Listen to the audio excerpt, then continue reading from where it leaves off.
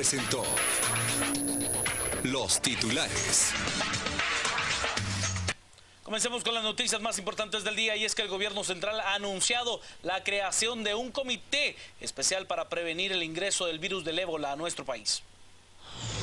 El presidente Otto Fernando Pérez Molina anuncia la conformación de un comité de emergencia para tratar el tema de la fiebre del ébola y su posible manifestación en Guatemala. Aquí tenemos ya la propuesta de crear un comité de emergencia para tratar directamente este tema.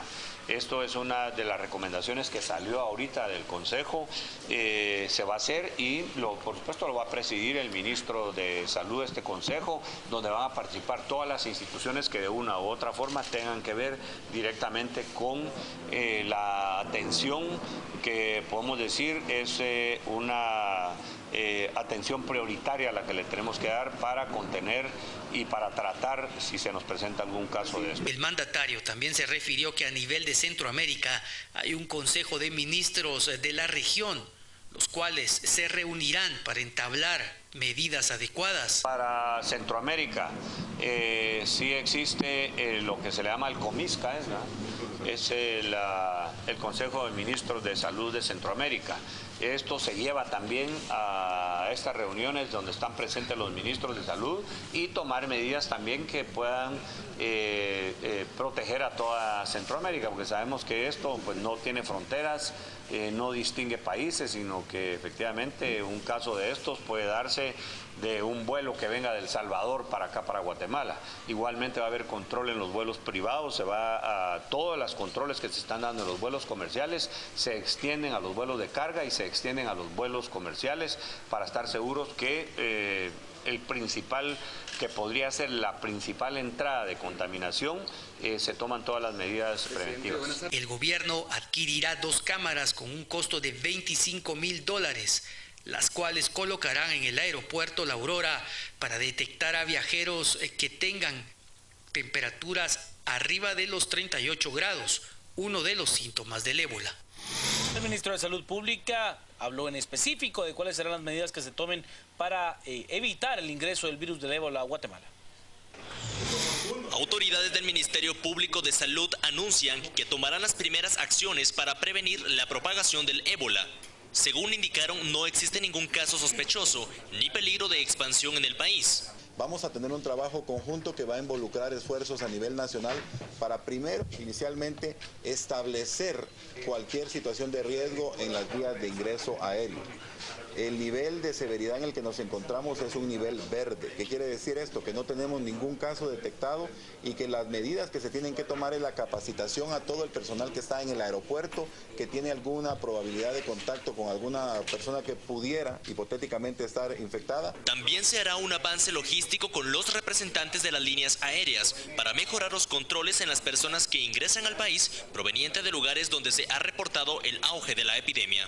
Anoche estuvimos revisando el equipo con el que contamos y tenemos una cámara térmica que puede pasarse hacia las personas que van ingresando al país y automáticamente esta cámara térmica lo que detecta es la temperatura arriba del 38.5 grados y nos puede decir quién es la persona y automáticamente tomar la fotografía de la persona, y ahí un equipo de epidemiólogos que está constituyendo una unidad de vigilancia epidemiológica puede establecer quién es la persona afectada para que entre a una sala que tenemos ya en final de preparación, a una sala donde va a estar en observación. Autoridades de salud de los Estados Unidos se unieron al esfuerzo para combatir el ébola. Los expertos coordinarán con el resto de países centroamericanos.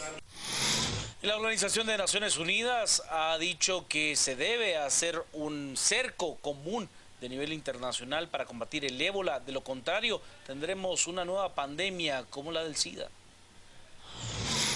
El enviado especial de Naciones Unidas sobre el ébola dijo este viernes que el número de casos se duplica probablemente cada 3 a 4 semanas y la respuesta tiene que ser 20 veces mayor de lo que era a principios de octubre para controlar el avance rápido del virus. David Navarro advirtió a la Asamblea General de la ONU que sin la movilización masiva de casi todos los países, todas las organizaciones donantes y muchos grupos no gubernamentales de apoyo en el África Occidental, será imposible conseguir poner rápidamente bajo control a la enfermedad y el mundo tendrá que vivir con el virus del ébola siempre. La advertencia llega al momento que la Organización Mundial de la Salud informó que la cifra de muertos por ébola alcanza los 4.033 casos. Del total de fallecidos, 4.024 corresponden a los 3 países más afectados, Guinea, Sierra Leona y Liberia, 8 en Nigeria y 1 en Estados Unidos, según la Organización Mundial de la Salud. Navarro dijo que en sus 35 años como médico de salud pública frente a muchos brotes de enfermedades y algunas pandemias, nunca se ha encontrado con un reto como el ébola, porque el brote se ha trasladado de las zonas rurales a las ciudades y ahora afecta a toda una región e impactando en todo el mundo. Sus palabras hacen eco en las declaraciones del doctor Tom Frieden, jefe del Centro para el Control y Prevención de Enfermedades de Estados Unidos, quien en horas recientes dijo que la actual epidemia de ébola se asemeja a lo que vivió con el VIH-Sida hace 30 años. El secretario general adjunto de las Naciones Unidas, Jan Eliasson, lamentó que solo una cuarta parte de los $1.000 millones que las agencias de Naciones Unidas han solicitado para hacer frente al ébola ha sido financiado. Quiero contarle ahora que el ministro de Salud Pública ha pedido la renuncia del viceministro de Hospitales, esto por el descuido de la red hospitalaria nacional. En días previos solicité la renuncia del viceministro de Hospitales, precisamente porque necesito tener toda la solidez en esa área hospitalaria, y justamente el trabajo que vamos a enfundar los próximos 14 meses requiere de una energía muy particular para poder afrontar las complicaciones que se pudieran dar. Al nada más solicitar la renuncia, conversamos y él me entregó su renuncia, en consecuencia queda libre el viceministerio de Hospitales. Hemos tomado las medidas suficientes como para que se fortalezca al director de hospitales mientras se toma la decisión de la nueva persona que estará a cargo del viceministerio. El director de hospitales en este caso va a tener una función inmediata. De hecho, este fin de semana va a estar haciendo una inspección en el país internamente. Le pusimos a disposición 34 personas a cargo de la supervisión de hospitales. Él va a hacer las evaluaciones. Ayer por la tarde inició para evaluar qué perfil tienen, qué características de proactividad presentan y cuál es su ánimo, su afán, su actitud para poder afrontar una situación hospitalaria como la que venimos a recibir. Israel Lemus se llama el doctor que va a quedar a cargo de la dirección de hospitales. Israel Lemus es la persona que va a quedar a cargo y justamente la evaluación que se hizo es por su perfil y experiencia. El diputado Gudy Rivera ha reaccionado a los señalamientos que le hace la magistrada Claudia Escobar de que fue él quien la presionó en busca de lograr que Roxana Baldetti fuera restablecida como secretaria general del Partido Patriota. El diputado Gudy Rivera reaccionó ante los señalamientos que hizo la magistrada Claudia Escobar, quien asegura que el congresista la presionó para que en la Sala Quinta de Apelaciones apoyara un amparo para que la vicepresidenta Roxana Baldetti siguiera como secretaria general del PP. Según la magistrada, hay una grabación que demuestra las supuestas presiones. Rivera admite la reunión, pero niega algún tipo de coacción. Sorprendido de lo que está pasando. La verdad que me preocupa que esta señora esté haciendo este tipo de señalamientos. Primero, porque ella hace una emboscada en su oficina. Si eso es cierto, que ella tiene una grabación, esa grabación la hizo a través de una emboscada en su oficina. Segundo, ella estaba pidiendo el apoyo para ser magistrada de sala de apelaciones. Tercero, y creo que lo más importante, nunca hubo ninguna presión hacia esa señora, porque primero no la conozco, y si no la conocía, no tenía yo la oportunidad para poder presionarla y no tenía por qué hacerlo. Pero lo más importante de esto, imagínense ustedes que yo hubiera presionado a esta señora para que diera un amparo provisional. Si existió presión de parte mía, si hay una grabación, ¿por qué no la sacó en el momento que tenía que hacerlo? Si ella tenía una presión el día domingo, ¿por qué el día lunes no la presentó a los medios de comunicación o la presentó a los órganos jurisdiccionales? Si él tuvo el día martes en la mañana para hacerlo antes de la elección. Lo que sí es cierto, que ella, y yo recuerdo en la pequeña conversación que tuvimos, que ella me decía, mire, me voy a conformar aunque sea con sala, porque mi intención es Corte Suprema de Justicia. Y yo tengo muchas personas que me apoyan para Corte Suprema de Justicia. Ayer la doctora Escobar va y se reúne con la presidenta en funciones de la Corte de Constitucionalidad. ¿Será que le fue a grabar a la presidenta de la Corte de Constitucionalidad? ¿O será que ella fue a presionar a la presidenta de la Corte de Constitucionalidad? Estaba planificado. Sacan el titular exactamente a la hora que la Corte de Constitucionalidad iba a dictaminar. No, para mí esto es un show. Para mí esto es un show y yo veo que a esta doctora la están utilizando. Y la están utilizando para ver los temas estos de las personas que de una u otra forma no llegaron a ser ni magistrados de Corte Suprema de Justicia ni magistrados de sala. A la señora la están utilizando y ella muy hábilmente, porque la verdad muy hábilmente me imagino que se ha dedicado a eso. Yo en este caso le pido a la CICIG que si va a investigar algo, que comience investigando a ella. Quien salió en defensa del diputado Woody Rivera fue el presidente de la República. No voy a externar opinión sobre eso. Creo que puede tomarse, algunos podrán interpretar como una interferencia y algunos otros como la libertad que tiene de acercarse y de ver cómo se está manejando un caso. En lugar de estar viendo eso, deberíamos de ver que ella, ¿por qué no lo denunció en su momento? ¿Por qué no lo dijo el mismo día? ¿Cuál era el interés de quererlo decir ayer? Eso sí lo quiero resaltar. Quiero decir también que ella como juez sabe que si tiene que hacer una grabación, si es que existe esa grabación, pues hay cuestiones que tienen que seguirse y pasos que tienen que seguirse y ella lo debe de conocer mejor para que una grabación pueda ser aceptada. Y en el último punto quisiera resaltar que aunque ella diga que fue presión, el mismo Woody Rivera votó por ella. Aunque ella no haya resuelto favorablemente el amparo que se estaba proponiendo. ¿Cuál es la interferencia de poderes entonces? ¿Cuál es el punto que quieren resaltar aquí? Si él fue a hablar para decir que conociera el caso, ella le dijo que le iba a conocer, vota en contra, y de todas maneras el mismo diputado Woody Rivera y toda la bancada del Partido Patriota votan a favor de ella para que siga como magistrada. ¿Dónde está la interferencia de poderes? ¿Dónde está el bloqueo? ¿Dónde puede estar la suspicacia que se quiere levantar? Yo no la miro por ningún lado. Si la bancada o el diputado Woody Rivera hubiera propuesto o él hubiera votado en contra de ella, ahí sí hubiéramos interpretarlo de otra forma, pero no fue así. El caso es que ella fue la que no denunció en su momento. Tiene una denuncia tardía que lo hace, ¿con qué interés? No sé. Pero el partido y el diputado votaron a favor de que ella continuara en el puesto. En otro caso, he de contarle que el juez Carlos Aguilar aseguró que presentó su denuncia sobre las supuestas presiones que le realizó en su momento la vicepresidenta de la República, Roxana Valdetti, por el caso que seguía contra Sandra Julieta Torres Casanova, porque no había ningún plazo y por eso lo hizo hasta que llegó a dar dictamen de dicho caso. No tengo como, ya sea como funcionario judicial o como persona pública o persona individual, un plazo para poder poner una denuncia o hacer una denuncia.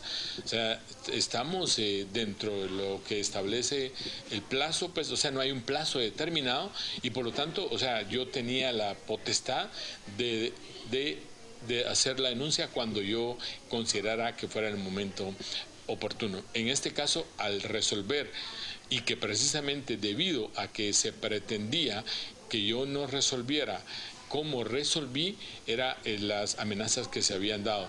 Y es por ello que lo hice considerando que era el momento y dejar justificado el por qué se estaba resolviendo el proceso de esa manera. Un verdadero arsenal fue incautado a manos de pandilleros, esto luego de varios allanamientos realizados por las fuerzas de seguridad. En Misco, las fuerzas de seguridad realizaron 2 allanamientos, logrando la captura de 4 supuestos miembros de la Mara Salvatrucha. La policía también decomisó droga y armas de grueso calibre. Se logró encontrar 2 escopetas calibre 12, 4 pistolas calibre 9 milímetros con su respectivo cargador, 5 cartuchos calibre 12, 48 cartuchos calibre 9 milímetros, 17 teléfonos celulares, 5 estuches con colmillos de cocaína, una bolsa pequeña con cocaína y 2 bolsas con marihuana. 2 de los detenidos podrían ser de origen salvadoreño, debido a que no presentaron documentos de identificación, y se logró la captura luego de la denuncia presentada por las posibles víctimas de extorsión. Momento del clima, Diana Guerra.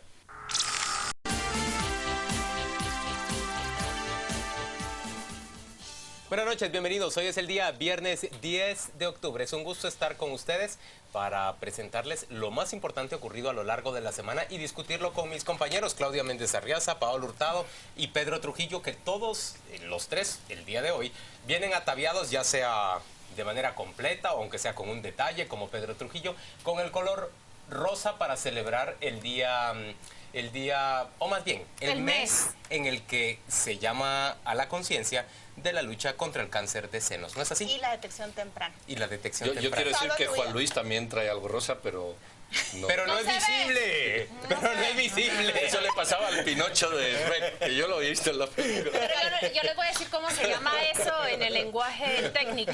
Los calcetines. Esto se llama campaña clandestina o campaña Pedro, que me voy a poner colorado, Pedro. Campaña disimulada.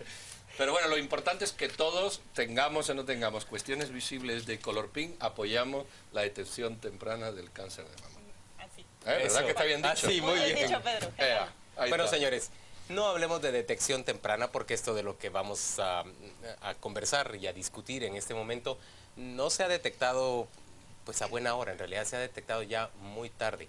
Pero estamos frente a evidencia notoria, palpable y contundente de gran corrupción a lo largo del proceso de integración de las Cortes Suprema de Justicia y de apelaciones.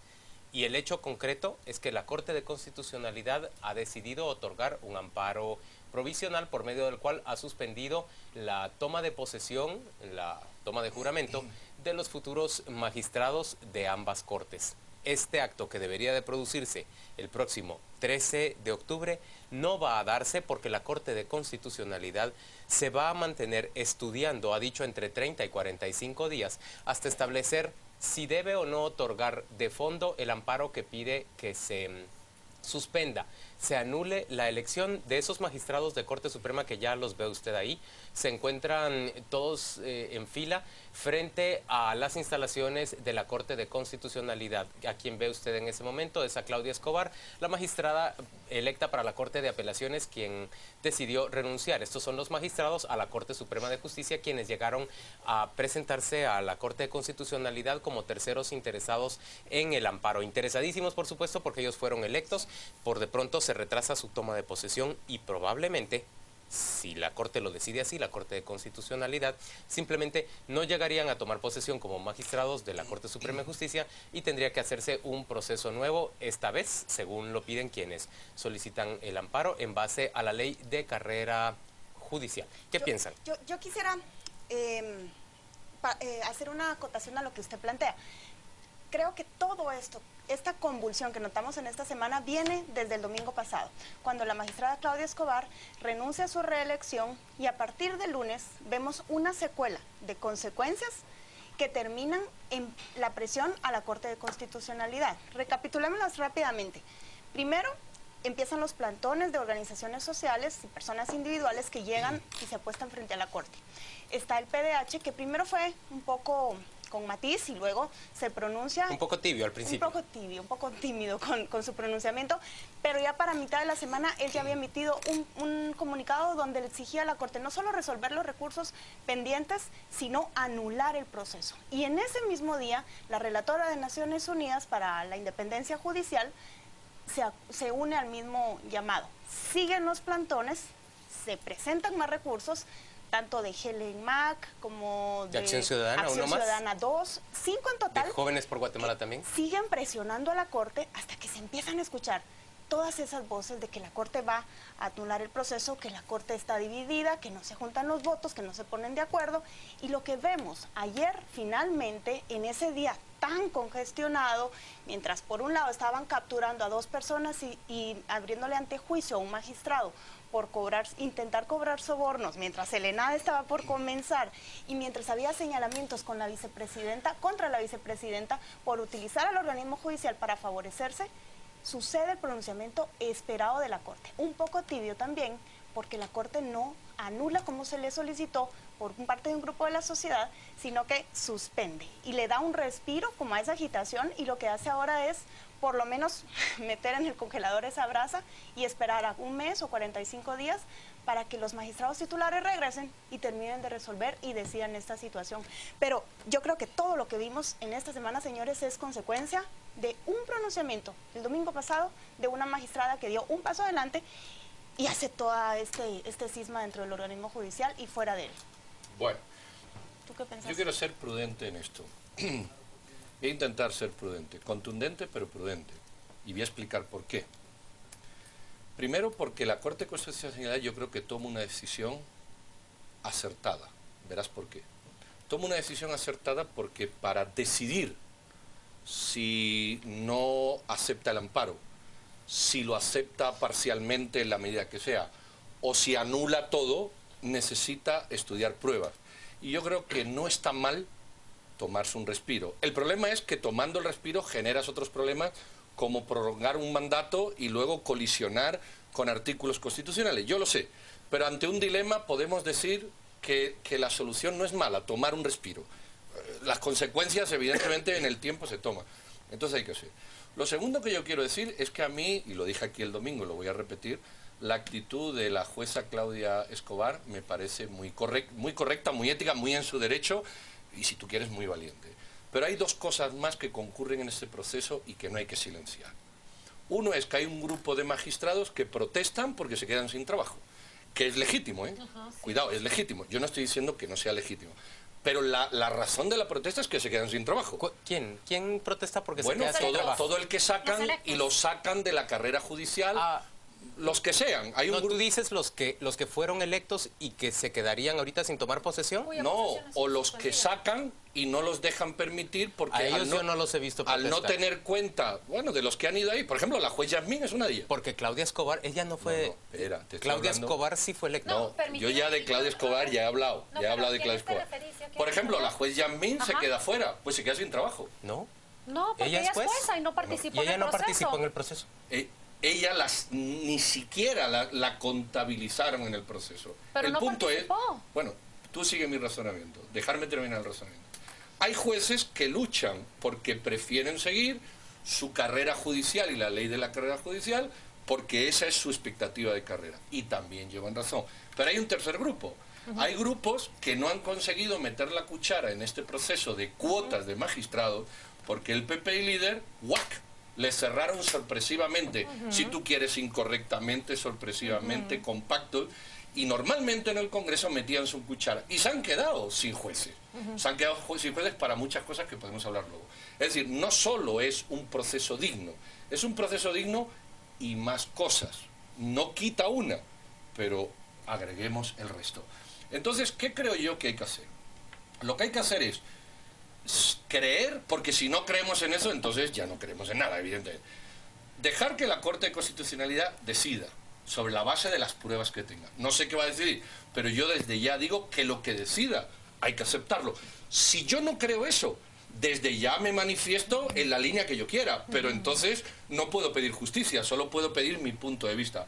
Yo creo que pedir la anulación del proceso así, que se anule el proceso, en vez de pedir que la Corte decida sobre la base de las pruebas visibles y transparentes, significa que lo que queremos es que se tome una decisión que nos interesa, pero no una decisión en justicia.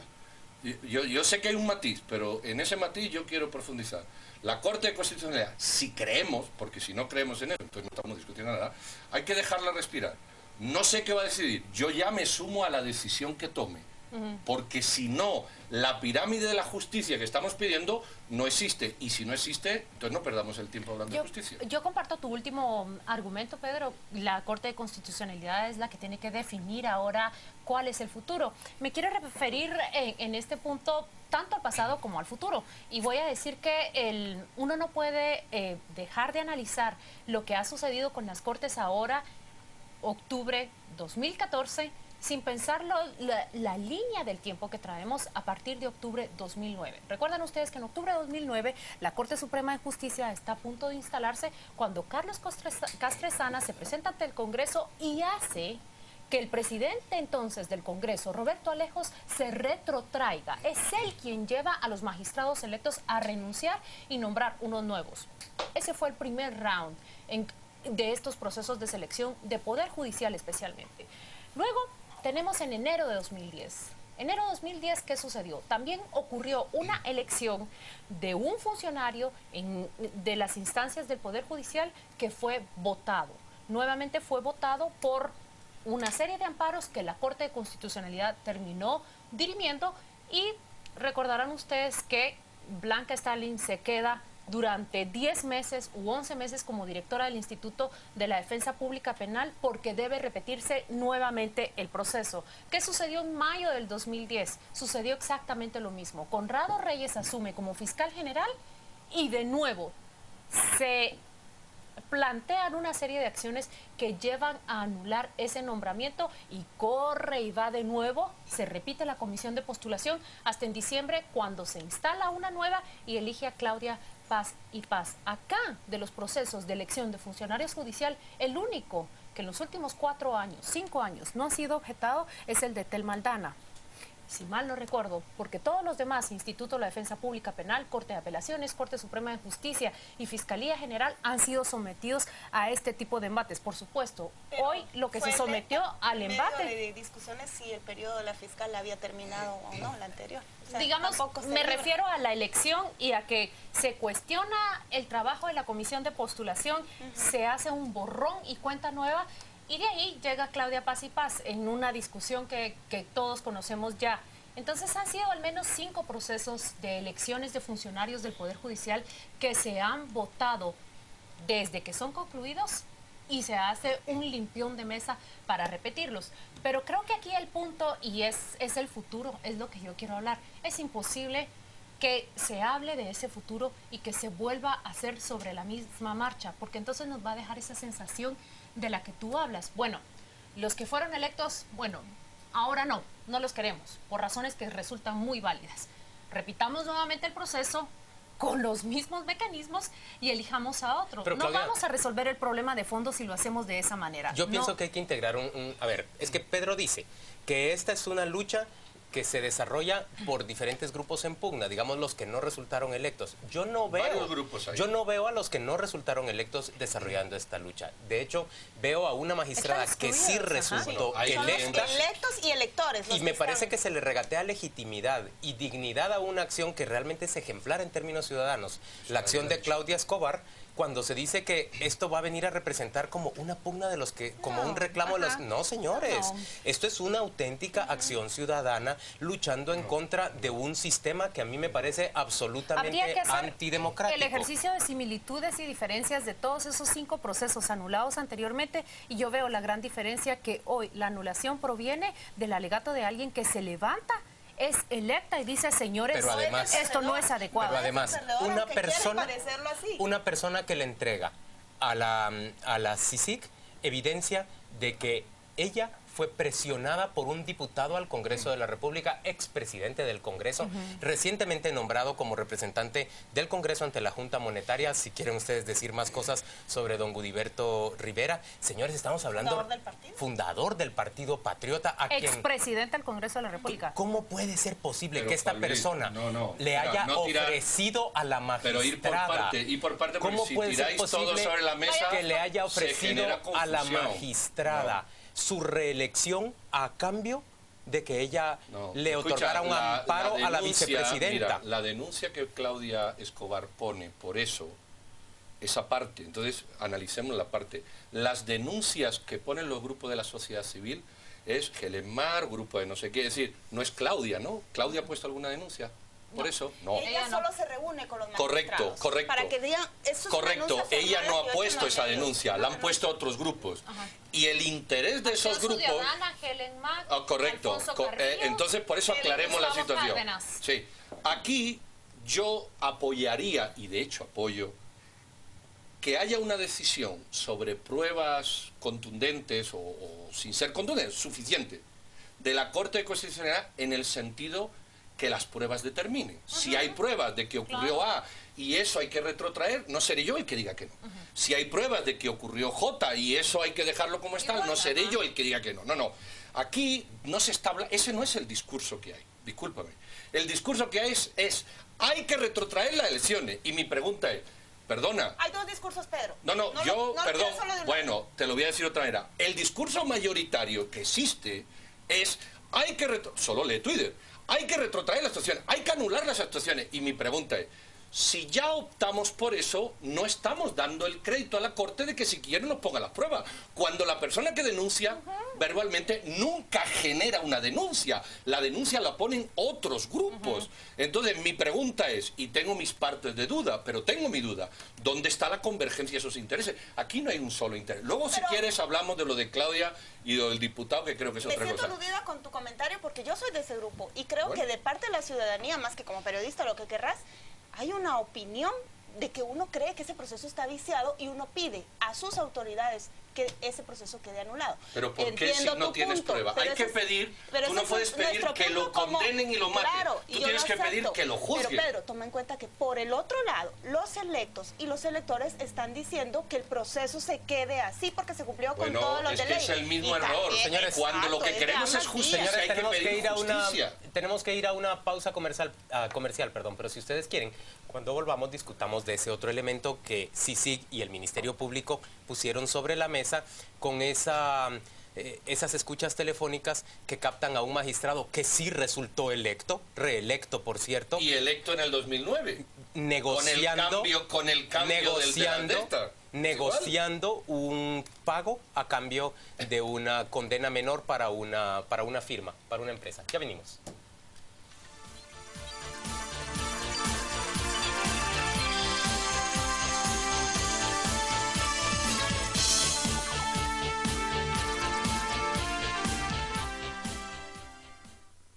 En este momento abordando pasajeros con destino... Amor, no celulares en la luna de miel. Sí, solo veo esto.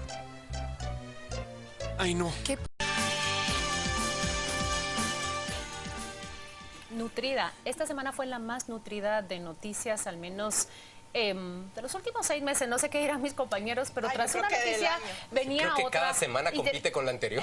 La verdad es que cuando apenas mirábamos que esa Corte de Constitucionalidad iba a suspender el proceso de toma de posesión de los magistrados electos, una conferencia del Ministerio Público y CICIG nos revela lo siguiente. Un magistrado de la Sala Tercera de Apelaciones es incluido dentro de un grupo de corrupción judicial. ¿Sabe qué proponía él? Que le pagaran alrededor de 10 millones de acuerdo con las investigaciones y entonces él rebajaba la multa a una empresa. Esta empresa habría resultado multada con 93 millones de quetzales. Esto fue lo que la fiscal general Telma Aldana nos dijo a Quique Godoy y a mí el jueves por la noche cuando vino a este estudio a hablarnos sobre ese proceso. Oscar y señora fiscal, ¿habían funcionarios u operadores en dicho juzgado más allá del magistrado que también colaboraban en este tráfico de influencias, quizás tráfico de información, quizás colocar un expediente arriba, otro abajo? ¿Qué es lo que han logrado establecer sus investigaciones? Con la información que tenemos al día de hoy, únicamente se ha logrado determinar la participación del señor Imeri y Alvarado, así como del señor magistrado.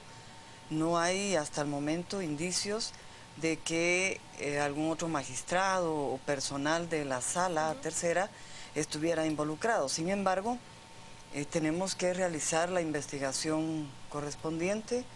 Se ha planteado el antejuicio que debe conocer la Corte Suprema de Justicia y tenemos que esperar el trámite del antejuicio y en caso se declare que da lugar al mismo, ya se puede investigar otras actuaciones del magistrado. Lo pregunto porque a raíz del caso surgió desinformación durante la tarde en el cual se indicaba que uno de los 12 acusados, que no son el magistrado, podría ser un oficial o un comisario de dicho juzgado, pero ustedes han aclarado en la información que no es así. En el tema de la objetividad que rige al Ministerio Público y en el tema de las coordinaciones con Fiscalía General y FESI, creo que el caso que nosotros hemos planteado es un caso sustentable y es un caso donde los partícipes están delimitados, están identificados. La fiscal general fue enfática en decir lo siguiente: solo el magistrado Eric Santiago se encuentra implicado en esta negociación que se dio desde la Sala Tercera. Lo dijo varias veces e incluso nos pidió que fuera de cámaras, nos pidió que hiciéramos esa aclaración ninguno de los otros miembros de la sala se encuentra ni bajo investigación ni bajo sospecha de estas negociaciones. ¿Qué piensan ustedes de esa noticia? Claudia, yo entiendo que lo que ocurrió fue que una empresa o los representantes de una empresa que estaban siendo multados en el curso de un proceso judicial se acercan hacia la Comisión Internacional contra la Impunidad para denunciar que son objeto de presiones inapropiadas adentro de un órgano, de un soborno. La Comisión Internacional junto con el Ministerio Público establecen seguimientos telefónicos y logran identificar a 2 personeros del organismo judicial y a un magistrado de esa sala tercera, como ya lo has dicho, a un magistrado, no a ningún otro más, no se está investigando a ningún otro sobre ese asunto. Lo identifican a estas personas como participantes en una red que cobraba sobornos o que intentó cobrar un soborno en este caso para reducir de 93 millones de quetzales a 3. Un pago obligatorio a 3 millones de quetzales. Y el costo iba a ser 10 millones. Entre 8 y 16 millones de ese favor, de ese cambio.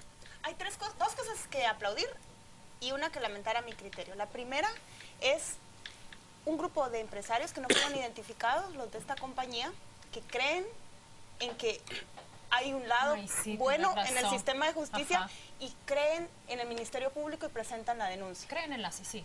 Creen en la CICI. No en el Ministerio Público, pero porque lo trabajan en conjunto con el Ministerio Público. O sea, la primera confianza es hacia la CICI.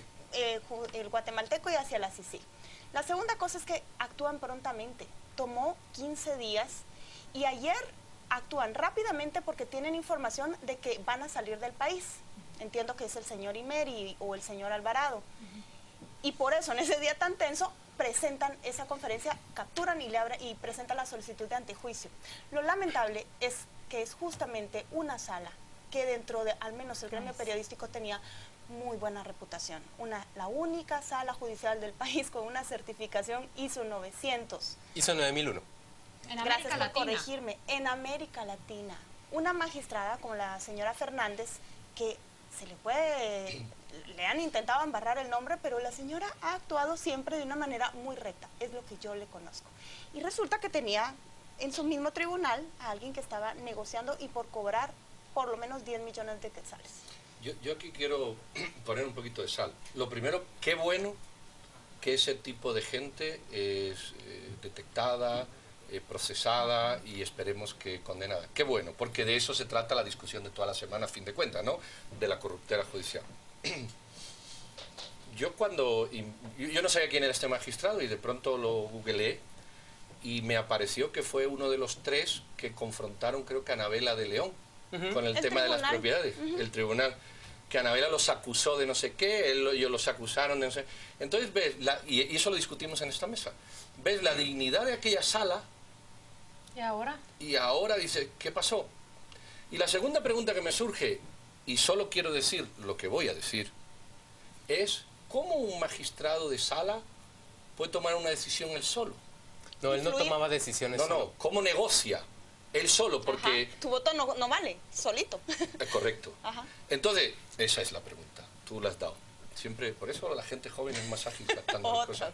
Si las decisiones se toman en sala, y quiero creer, ¿por qué no?, que los otros 2 magistrados no están implicados, eso quiero yo creer, y lo creo, significa lo que la jueza Brenda Quiñones denunció aquí. Tanto en la Corte Suprema de Justicia, ella denunciaba, como ahora vemos en la sala, hay un ponente que lleva el caso y los demás dicen amén. Porque si los demás no dicen amén, no tiene sentido ninguno que yo negocie 8 millones prometiendo una solución de la cual yo soy una tercera parte de la misma. Entonces la pregunta va más allá. ¿Hay corruptela judicial o hay corruptela judicial y anuencia de compañeros que permiten este tipo de procedimientos por lo que sea, sin estar implicado? No sé si me explico, no estoy señalando a nadie, pero no entiendo cómo de 3 uno negocia eso con la probabilidad de que salga y los otros 2, ¿qué? Bueno, a mí me parece que es razonable y que es valioso que la investigación se amplíe y sea completa. Y me parece que esta persona tiene que ser objeto, por supuesto, de toda la carga de la ley. Es alguien que ha, según nos dicen por las evidencias que se han presentado en las escuchas telefónicas, ha defraudado toda la confianza que la sociedad completa puso en él.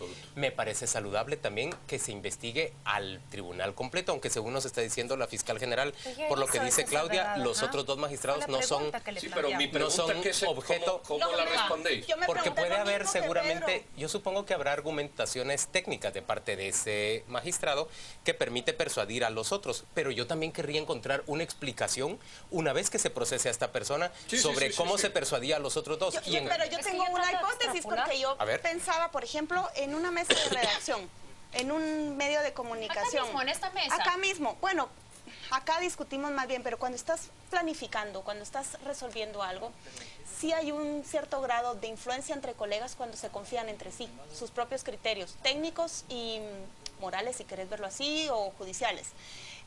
Yo pensaba cómo él, si su voto en sí no valía, si no tenía por lo menos el de otro compañero de su sala, pudo actuar así y arriesgarse a negociar 10 millones de quetzales. Yo pienso que dentro de su expertise, que entiendo que era derecho mercantil y tributario, quizás él tenía cierto ascendente en ciertas áreas como para que sus compañeros creyeran en él. Es muy triste, es muy triste. Terminan matando a uno por un nicho de uno, cuando hay 3 responsables que tienen que firmar la ruina de una empresa, que son 93 millones, o la reclusión de un señor que son 30 años. Pero cuando tú confías en tu compañero no piensas que está permitiendo pero la pregunta es muy válida, pero a veces nos perdemos en explicaciones que pueden resultar muy complicadas y no se han dado cuenta, como el cuento de Allan Poe, cuando entran a buscar la carta estaba en el sobre de correspondencia, la buscan en todos lados y no la buscan en el lugar más común. A lo mejor era la primera vez que él lo hacía. Y nunca había ocurrido. Pero para ser la primera vez, atreverse a negociar entre 8 y 16 millones de quetzales. No sé. Mira, aquí la magistrada Brenda Quiñones dijo lo mismo, Dijo, miren, cuando en los plenos se ven actuaciones de determinados jueces, lo dijo aquí, no me lo estoy inventando, hay un juez ponente, siempre hay un juez ponente en estos casos, o un magistrado ponente, que lo dice, y muchos, eso lo dijo ya aquí, o todos, sin necesidad de profundizar en el caso, porque ya lo hizo y para que él, y ojo con esto, para que él no fiscalice el caso que yo tengo que también proponer, todos en comandita adoptamos lo cómodo. Yo me fío de ti y tú te fías de mí. Pero si estamos hablando de decencia y de pulcritud... No, yo estoy de acuerdo en que no se puede simplemente confiar en el colega, sino que tiene que evaluarse, escudriñarse a cabalidad la ponencia que hace el magistrado ponente. Además, eso no puede ser de otra manera. El caso fue interceptado cuando ni siquiera existió la discusión. Son respuestas que no vamos a conocer. Pero yo creo que algo sí vamos a conocer una vez que se conozca el caso, porque entiendo que en las...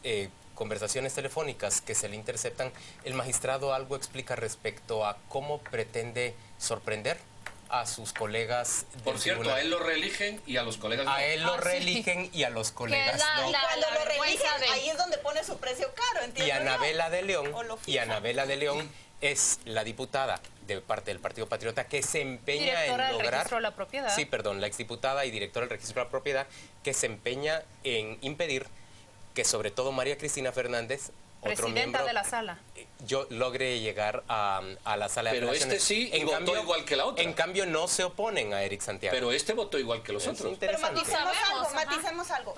Este año por lo menos hemos escuchado 2 denuncias que nunca llegaron ni a CICIG ni al MP, sino a periodistas y no identificadas de jueces que reciben pagos, y bien caros, $100,000, $200,000. Aquí la diferencia es que esa denuncia llegó y se documentó a judicializarse. Hablemos ya del Encuentro Nacional de Empresarios que se realizó el día de ayer, jueves 9 de octubre, y que fue pues un encuentro como suele ser por todo lo alto. Ustedes ¿verdad? 3 fueron, ¿verdad? Con más de 3,000 personas. Yo fui un ratito. Allá adentro. Digamos que como duró todo el día, estuvimos yendo y viniendo algunas... No nos vimos. Yo no pude asistir. ¿Quién quiere emitir opinión sobre la presentación que hizo Rudolph Giuliani?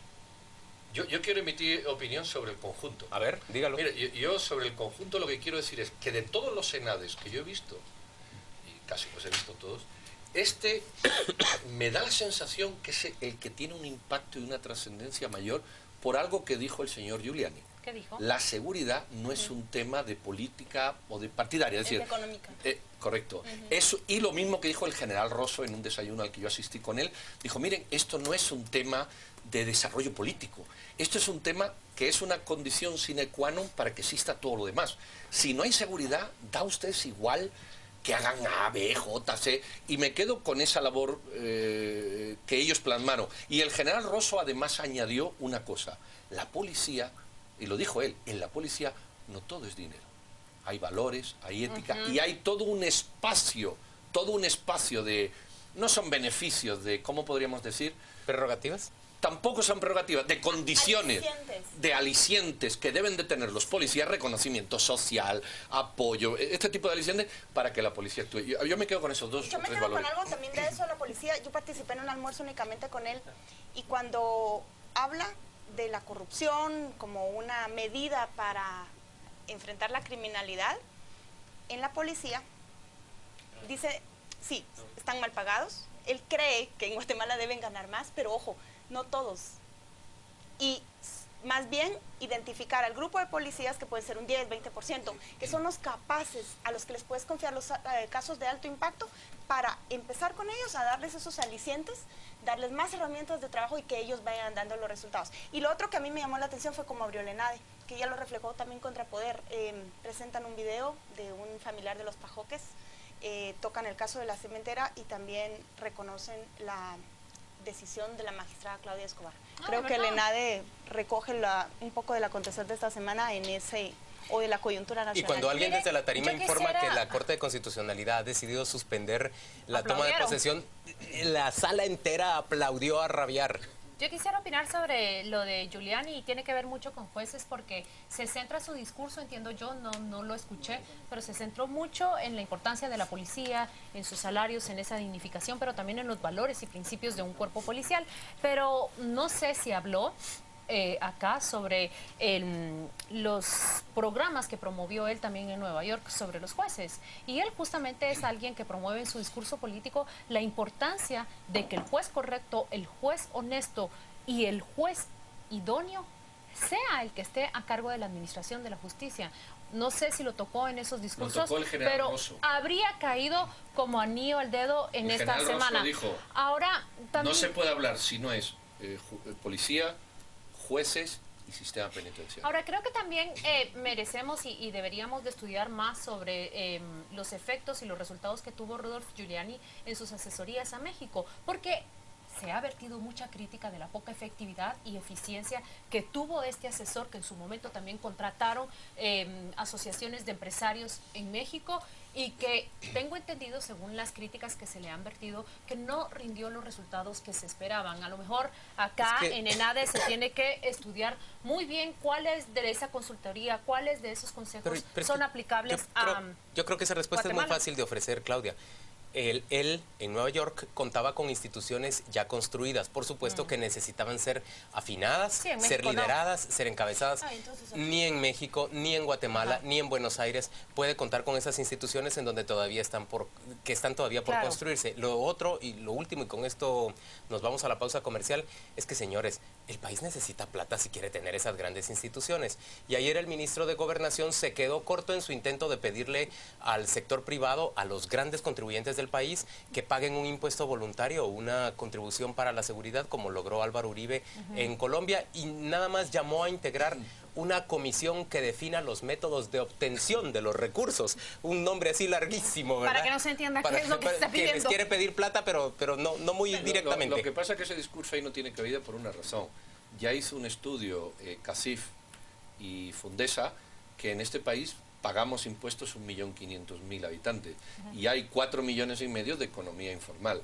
El reclamar, y eso lo dijo también el general Rosso en su intervención, el reclamar que los empresarios, que de ese 1,5 millones sean medio, pongamos, lleven la carga de todo. Lleven la carga, cuando hay 4 millones de ciudadanos que están todo el día en la calle pidiendo educación gratuita, salud gratuita, carretera gratuita, comida gratuita, y cuando le dicen, bueno, esos son sus derechos y sus responsabilidades, claro, y salvamos la manifestación que aquí no hay. El gran socialista de Álvaro Uribe lo definió pidiéndole a los capitales mayores de $1 millón en Colombia, o de $800,000 en Colombia. Pero di por qué. ¿Por qué? ¿Por qué? Porque las carreteras estaban bloqueadas.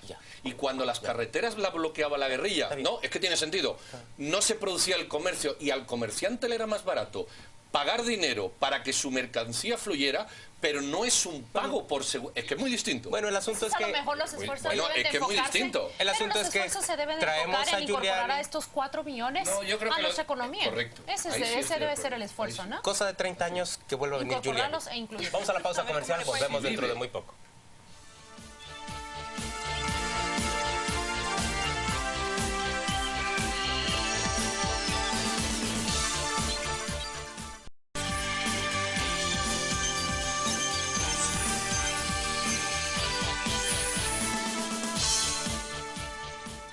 A las 8:45 hoy viernes. Otro tema de los que queremos discutir aquí en la mesa es esa denuncia pública que hizo el juez segundo penal Carlos Aguilar y que involucra a la vicepresidenta de la República.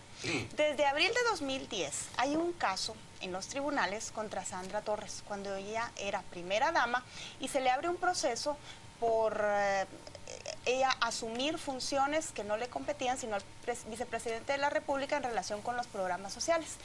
Ese proceso ha ido caminando y el juez considera que debe archivarse, pero él denuncia exactamente que cuando lo iba a desestimar, lo llega a visitar un delegado de la vicepresidenta, el señor Alan Castro, y un abogado, el señor Edwin Miss, y lo conminan a que espere a que cambie de fiscal general el Ministerio Público para que ese proceso continúe. Recuerde usted, o si no se lo cuento, que Roxana Valdetti cuando era diputada fue quien empujó ese proceso por usurpación de funciones en primera instancia contra Sandra Torres, quien después se volvió en una opositora, o iba a ser su opositora política del Partido Patriota. El juez ha hecho esta denuncia y rápidamente la vicepresidenta ha salido a decir que le extraña mucho el momento en el que él lo dice y que esto responde a intereses espurios de parte del juez para señalarla y por supuesto rechazó las acusaciones. Mis compañeros, ¿qué dicen? ¿Cuándo es un buen momento para decir las cosas entonces? Hay que esperar a que sea su cumpleaños, Navidad, Día de Gracias. Yo puedo entender que a ella le extrañe que en un contexto en donde estaba alborotado surgió esto, pero habría que ver en qué fase procesal se encontraba ese proceso como para que él explicara todo lo que sucedió. Yo solo me he puesto a pensar en algo. Miren, se cuestiona que al organismo judicial se eligieron ahora una relación de casi 83% versus 17%. 83 abogados nuevos, sin experiencia, que llegan por amistad, con padrazgos, ojo que no son todos, y 13% que llegan, digamos, con carrera judicial. Y si esto pretendían, digamos, las autoridades, con jueces que han estado allí de carrera, que han dedicado su vida al organismo judicial, ¿qué podría esperar uno de aquellos que se dice son nombrados directamente por el Partido Patriota y el Partido Líder? ¿Qué independencia podría uno reclamar así? Bueno, yo lo único que sé es, uno, si yo fuese al juez diciéndole que me han dicho que no sé qué, si él lo tomaría como prueba o no. Y él posiblemente me diría, no, mire, tráigame algo. Lo segundo es por qué el juez recibe a estas personas y por qué la recibe solo y no la recibe con alguien. Y lo tercero es por qué se espera ahora. Creo que hay por ahí que quien tiene conocimiento de un delito... Porque fue la audiencia de desestimación. Sí, pero esto es 25 de marzo. Si alguien tiene conocimiento de un delito, debe de denunciarlo inmediatamente. Eso lo sabe el juez, ¿no? ¿Por qué se dilata todo eso? No digo que esté mal, digo que es extemporáneo y el Poder Judicial debería sancionar al juez para decirle, mire, usted tuvo conocimiento de un delito hace 6 meses y ahora viene usted con esto. ¿Y usted por qué recibió al abogado? ¿Tenía que recibirlo? ¿En qué contexto? ¿Por qué no puso al secretario al lado? Reciben abogados todo el tiempo. Bueno, entonces luego que no se quejen. Yo creo que aquí hay un abuso, si ocurrió el hecho, pero lo que queda, o sea, si ocurrió el hecho hay un abuso, pero hay que demostrarlo. Pero lo que queda claro, es que el juez metió la pata, fue irresponsable y no denunció en su momento y tenía conocimiento del delito. A mí ciudadana no me importa el momento en que se da la denuncia. Sí. Porque, porque se la podía haber callado, Claudia. A mí sí me importa el momento, porque es un momento en el que se está discutiendo la independencia judicial. Y pues es el eje de todo todavía. ese proceso que se está pidiendo que se anule. ¿Cómo A se mí sí pueden me elegir parece... magistrados si no se garantiza que actúen independientemente de cualquier presión o intereses? Miren, yo no entro a discutir en qué momento hace la denuncia y en qué momento no. pero yo sí creo que es absolutamente insoportable que funcionarios se tomen el derecho de llegar ante un juez y el juez tenga que escuchar de parte de ellos una sugerencia de ese tipo. ¿Pero no, por qué no lo entiendo, escucha, Juan Luis? no entiendo. Bueno, ¿Por qué el juez lo admite? yo veo razonable que el juez se reúna con quien le ¿Por qué? busca. Es que ese es el primer delito. No, Pedro, perdón. Sí, no, yo no lo Juan veo Luis, así. sí. Yo no lo veo así. El Si juez sabía lo que se reunía y no lo denunció en su momento. ¿Puedo hablar? Sí, pero si él está en su dignidad hay que despacho y le busca a una persona interesada en un proceso, yo veo razonable que lo escuche.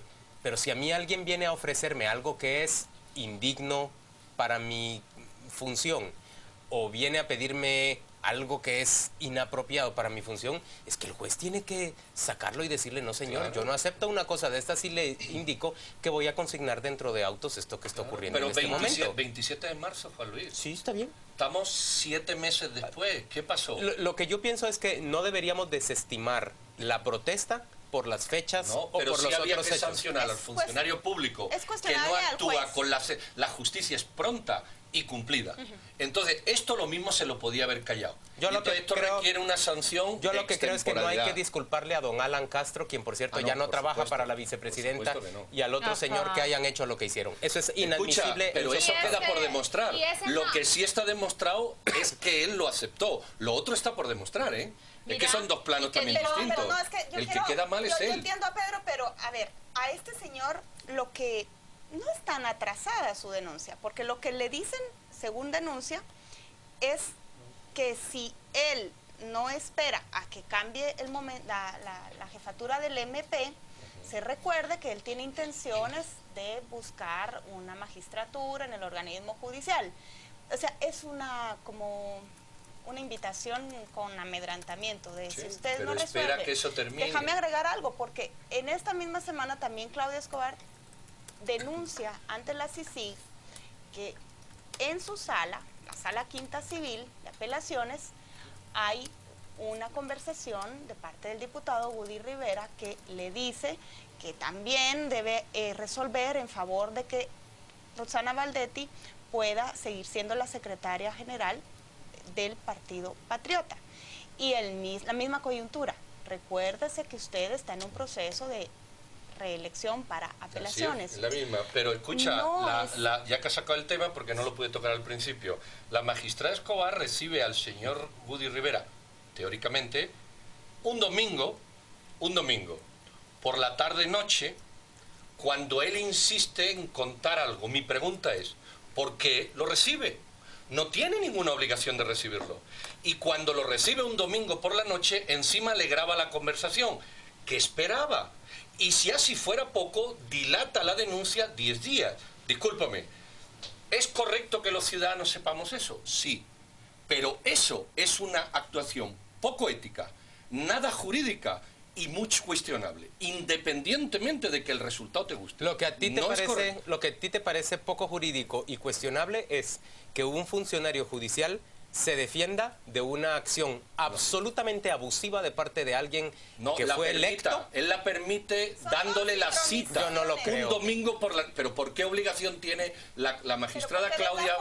Espera, no, porque la forma es tan importante como el fondo. No lo creo. Porque el juez, sí señor, el juez dicta sentencia en Estaríamos- forma y fondo, correcto. Pero Y la forma es que yo como jueza, no tengo ninguna obligación de un domingo por la noche recibir a un diputado del partido oficialista, ninguna, y lo hago. Y encima grabo la conversación. ¿Qué espero yo? Pedro, Eso en forma Pedro. es éticamente reprobable. Yo- Disculpe. Pobrecito el Te voy a decir diputado. algo a- No, ¿Cómo el lo- diputado cómo no. le entendieron No, esa no, carta? yo quiero hablar. Juan Luis, es Yo te quiero éticamente comentar, reprobable. Pedro, yo te quiero comentar ¿Ok? eso. Yo considero que es válido preguntarle a la magistrada Claudia Escobar en qué contexto se da esa recepción. Hasta donde yo tengo entendido, la ley del organismo judicial prohíbe a sus funcionarios, especialmente jueces y magistrados, tener reuniones fuera del contexto en donde se encuentran. Así lo tengo entendido yo. Puede que esté en lo correcto o puede que sea incorrecto. Ahora bien, si el plan de la magistrada era registrar los hechos delictivos que se Ella estaban lo relata en cometiendo, un medio escrito como fue, claro. Solo Me quiero- llamó, me insistió, si ella lo relata. Déjame concluir, por favor, porque creo que también cuando tú dices lo presentó 10 días después, es creer que la denuncia ella la presentó cuando salió publicada. La denuncia fue presentada mucho antes. No, en la fecha que pone el comunicado de sí, antes de ayer. Pedro. Y desde el 28 hasta antes de ayer han pasado 10 días. Pedro, pero tú no sabes si la denuncia ella la presentó antes. Bueno, eso es lo que ha salido publicado. Si lo está mintiendo y el periódico está mintiendo la declaración, sí, pero yo te estoy basando en documentos que han salido públicos. Ahora te voy a decir algo. En cuanto a que ella aceptó y grabó, puede que formara parte de su plan de registrar de lo que iba a ser víctima y luego presentarlo. Mira, francamente eso una jueza sabe que no funciona así. En todo caso no miramos el fondo y es intromisión del organismo legislativo y del ejecutivo. Y la forma que es callar. Y si tengo rédito lo saco y si no, lo callo. Yo creo, y eso no es ético. Yo creo que esa es una defensa inapropiada del diputado, que es el que está cometiendo. No estoy defendiendo al diputado. Estoy señalando. El diputado sí hizo eso. La metió hasta aquí.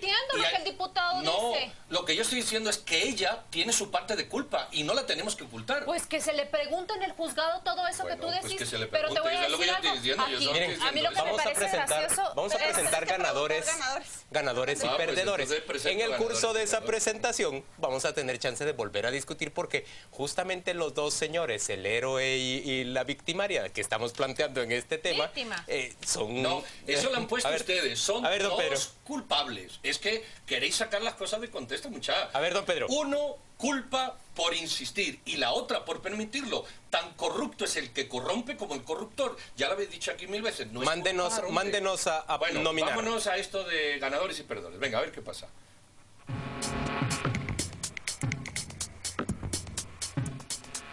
Ahí está. ¿Me gusta o no me gusta? Vamos a ver. ¿Quién no? ¿Qué le gusta a Paula? Yo propongo a Edgar Marquín, el expresidente del Vanguard, porque esta semana... Como ganador. Para ganador. Formalmente, él asume como el coordinador del plan económico del líder y su discurso critiquísimo hacia la intención del Estado de endeudarse más, de emisión de los bonos, con una postura abiertamente contraria a la que él un año atrás tenía cuando fue presidente del Vanguard. Lo presento como ganador porque ya está ahí formalmente el señor dirigiendo el equipo económico del señor Valdizón. Y como perdedor de la semana yo propongo a los magistrados selectos, tanto de Corte Suprema de Justicia como de Sala de Apelaciones, porque vimos sus intentos públicos y bajo de agua de tratar de incidir en diversos grupos para que presionaran e influyeran de que no se revirtiera o no se suspendiera el proceso de elección. Los propongo como perdedores porque no podrán asumir el próximo lunes mientras ese amparo provisional de la Corte siga en pie. Bueno, ya tenemos dos candidatos. Doña Claudia, dos más. Yo quiero proponer a alguien que ya ha sido ganador, pero también lo quiero declarar ganador desde este estrado, y es a los premios Nobel de la Paz. Este año Estocolmo ha dividido ese premio y se lo ha dado a la niña que usted ve ahí, 17 años, Malala Yousafzai, la pakistaní que ha alzado su voz en favor de los niños. ¿Qué era lo que ella reclamaba? Era la educación para la niñez. Recuerden ustedes que ella fue víctima de un atentado que se ha adjudicado a una secta talibán, un grupo talibán, quien le disparó, ella se recuperó y al recuperarse volvió y alzó su voz a nivel mundial. También el premio Nobel ha sido concedido a Kailash Satyarthi de India, que también se le reconoce toda su lucha y pelea por los derechos de la juventud. Por perdedor, ¿a quién propongo? Tiene mucho que ver con el último tema que estábamos tratando. Y me parece que el gran perdedor de esta semana es Godofredo o Gudiberto, no me queda claro cuál es el nombre. Ahí decirle está. Gudi Rivera. Bueno, mejor conocido como le gusta Gudi. Y se enoja mucho que le digan su nombre. Bueno, Godoberto, Gudifredo o Gudi Rivera, el expresidente del Congreso. Es que solo con lo del nombre ya suena perdedor. Del presidente del Congreso de la República, porque públicamente se conoce una denuncia que está en la Comisión Internacional contra la Impunidad, en la cual hay grabadas conversaciones donde este diputado del Partido Patriota coaccionó y presionó a una magistrada para fallar a favor de quién, adivinen, de Roxana Valdetti. Muy bien, pues ya tenemos las dos damas que han puesto suyos. Don Fon, a ver, como te dice alguien en Twitter, Don Fon, en honor a Kiki. Don Fon. Ah, Don Fon te llamo. Bueno, así doña Kiki sabe que la estamos aquí acordándonos de ella. Bueno, yo voy a proponer de ganadora justamente al dulce tormento de Pedro Trujillo. Yo creo que Claudia Escobar es la ganadora de esta semana. Miren, no solo se convirtió realmente en la mujer que prendió la llama de un movimiento que ya en la sociedad ha captado una gran cantidad de adeptos, una persona que denuncia un sistema que consideramos muchos absolutamente corrupto e inapropiado para elegir a nuestros magistrados, sino que además ha tenido la valentía de hacerlo ella a costa propia. Ella ha renunciado a su magistratura por un lado y por el otro lado ha sido la que se ha presentado denuncia, por ejemplo, en contra del diputado Woody Rivera. A mí me parece que ella es una persona que merece ser considerada ganadora, yo no digo de la semana, prácticamente de todo el año en Guatemala. Y me parece que como perdedor, como perdedor se tiene que mencionar al magistrado Eric Santiago de León, Eric Gustavo Santiago de León, quien fue descubierto en llamadas telefónicas negociando un pago de entre 8 y 16 millones de quetzales en su beneficio por arreglar un fallo, una resolución de la Sala Tercera de lo civil. Pedro, ¿quién te suena más? Bueno, ¿Su dulce tormento? no, yo solo voy a comentar dos cositas y dar mi voto. Me parece muy acertada la decisión del señor Barquín, pero no le voy a dar todavía ganador porque hay que aterrizarla, pero me parece muy acertada. No voy a nombrar a Claudia Escobar, no porque sea mi tormento, sino por el desliz que he comentado. Si no hubiera tenido este desliz, yo le reconozco todo este valor que le reconocí el domingo. El hecho de haber grabado y haber recibido al diputado Rivera, según ella manifiesta, no me gusta. Entonces, como no me gusta, por eso me abstengo. Yo creo que la premio Nobel, esa chica, yo le he oído una entrevista y hay que descubrirse, Entonces yo votaría por esa chica, en mi opinión, y de perdedor apoyo la moción de Juan Luis del juez que la sigue el Ministerio Público. Eric Santiago. Sí, correcto. Entonces, no sé si alguna de ustedes quiere cambiar. Yo cambio Barquín por Malala. Bueno, entonces tenemos a... ¿Tú te mantienes en tu ganadora? Yo me mantengo en mi ganadora. Bueno, pues entonces, la Malala 3-1, ¿tú cambias? Sí, yo voy a cambiar. Ah, perdón. Yo voy a cambiar y yo creo que tu dulce tormento es la ganadora de la semana y del año completo. Pues entonces, mi dulce tormento, como tú dices, son 2 y 2, con lo cual queda la jueza... La magistrada Escobar empatada con... La magistrada, y está, sí está al nivel de Malala. Ya no es magistrada porque ya renunció, ¿no? No. Por orden de la Corte Constitucional. Entonces la magistrada Escobar y Malala, la chica pakistaní, ¿verdad? Miren, Woody Rivera había aceptado venir a entrevista el domingo. Espero que después de la introducción de Claudia no nos cambie. Mire, diputado Rivera, el nombre prometemos que se lo vamos a hacer aprender a Claudia. Se me olvida sin Godofredo, que no le afecte este trabalenguas que ha montado. Yo por él no voto por perdedor porque quiero oír primero su versión. Digamos que el domingo vamos a escuchar decidimos. Entonces a don Woody Rivera el próximo domingo conversando aquí en a las 8:45. ¿Quién es el perdedor? Porque solo hay 2 votos para el magistrado de la corrupción. Yo voto por Santiago. Pues yo también voto por Santiago. Bueno, pues entonces, unánime el don magistrado que quería llevarse... Acompáñenos el domingo. Vamos a escuchar al diputado Woody Rivera. Ya venimos. ¿Ya venimos a dónde? Ya nos vamos. Ya nos vamos.